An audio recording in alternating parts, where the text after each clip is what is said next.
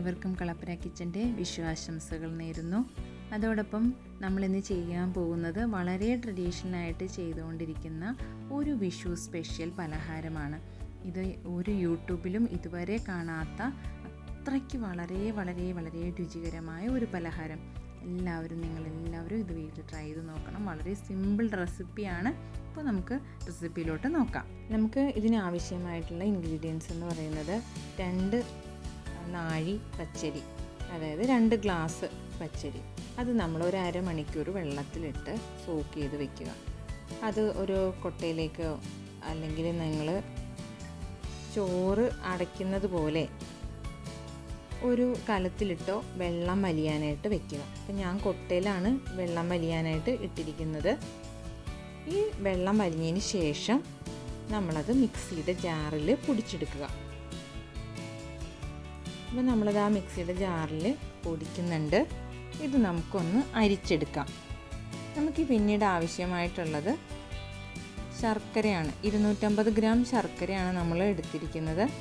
ഇത് ഒരു അര ഗ്ലാസ് വെള്ളത്തിൽ നമുക്കിതൊന്ന് പാനിയാക്കി എടുക്കാം. പിന്നെ നമുക്ക് വേണ്ടത് 1 ടേബിൾ സ്പൂൺ നെയ്യിൽ തേങ്ങ കൊത്ത് വറുത്തെടുക്കണം. അപ്പോൾ നമുക്ക് അതൊന്ന് മാറ്റി വയ്ക്കാം. അപ്പോൾ നമ്മൾ അത്യാവശ്യം വേണ്ടുന്ന സാധനങ്ങളൊക്കെ എടുത്തു വെച്ചു. ഇനി നമുക്ക് പൊടി നനയ്ക്കാൻ പോവുകയാണ്. നമുക്ക് ഈ പൊടി ഒരു പാത്രത്തിലോട്ട് എടുത്തു വയ്ക്കാം. അതിലേക്ക് നമുക്കൊരു കപ്പ് തേങ്ങ തിരുമിയത് ചേർക്കാം. നമുക്കതുപോലെ തന്നെ പാനിയാക്കി വെച്ചിരിക്കുന്ന ശർക്കര പാനിയും ചേർത്ത് കൊടുക്കാം.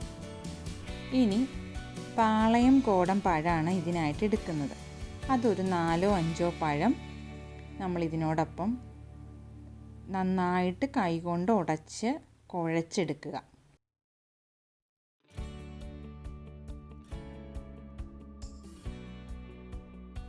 ഇനി വേണ്ടത് ഏലക്കാപ്പൊടി 1 ടേബിൾ സ്പൂൺ ചേർക്കുക.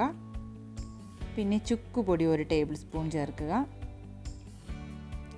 പിന്നെ ഈ നെയ്യിൽ വറുത്ത് വെച്ചിരിക്കുന്ന തേങ്ങാക്കൊത്തും കറുത്ത എള്ളും കൂടെ നമ്മൾ അതൊരു എള്ളെന്ന് പറയുമ്പോൾ 1 ടേബിൾ സ്പൂൺ മതി. അത് കുറച്ചായിട്ട് അങ്ങ് തൂളി ഇട്ട് കൈകൊണ്ട് നന്നായിട്ട് കുഴച്ച് തിരുമ്മി നന്നായിട്ട് ആ പഴമൊക്കെ നന്നായിട്ട് അങ്ങ് കുഴഞ്ഞ് കിട്ടണം. അപ്പം നല്ലൊരു ബാറ്ററായിട്ട് തിക്ക് ബാറ്ററായിട്ട് കിട്ടും. ഇത് നമുക്കൊരു 1 അവർ വെച്ചേക്കണം.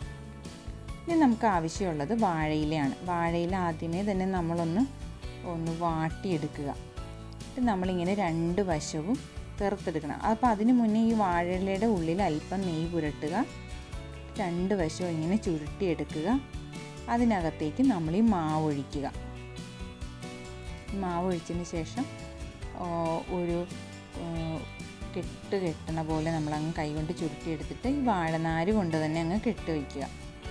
അപ്പോൾ ഇങ്ങനെ കെട്ടി വെച്ചിരിക്കുന്നതാണ് നമ്മൾ ആവിയിൽ വേവിക്കാൻ പോകുന്നത്. നമുക്ക് ഒരു അപ്പച്ചമ്പിൽ വെള്ളമൊക്കെ ഒഴിച്ച് ആവി വന്നു കഴിയുമ്പോൾ നമ്മളിത് സ്റ്റീം ചെയ്തെടുക്കുവാണ്. അപ്പോൾ ഇത് ഇച്ചിരി കട്ടിയുള്ളത് കൊണ്ടിട്ട് ഒരു 1/2 അവർ വേവുണ്ട്.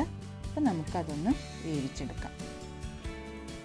വളരെ ടേസ്റ്റി ആയിട്ടുള്ള ഒരു ട്രഡീഷണൽ റെസിപ്പിയാണ് നമ്മളിപ്പോൾ കണ്ടുകൊണ്ടിരിക്കുന്നത്.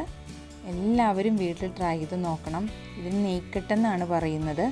മാത്രമല്ല വാഴയിലയിലൊക്കെ ചെയ്തെടുക്കുമ്പോൾ അതിന് വളരെ ടേസ്റ്റിയാണ്. ഈ പഴം കൊണ്ട് മാത്രമാണ് നമ്മൾ 1 മണിക്കൂർ വെച്ചിട്ട് പൊങ്ങി വരുന്നത്. അപ്പം ഭയങ്കര സോഫ്റ്റായിട്ടുള്ള ഒരു ഫുഡ് തന്നെയാണിത്.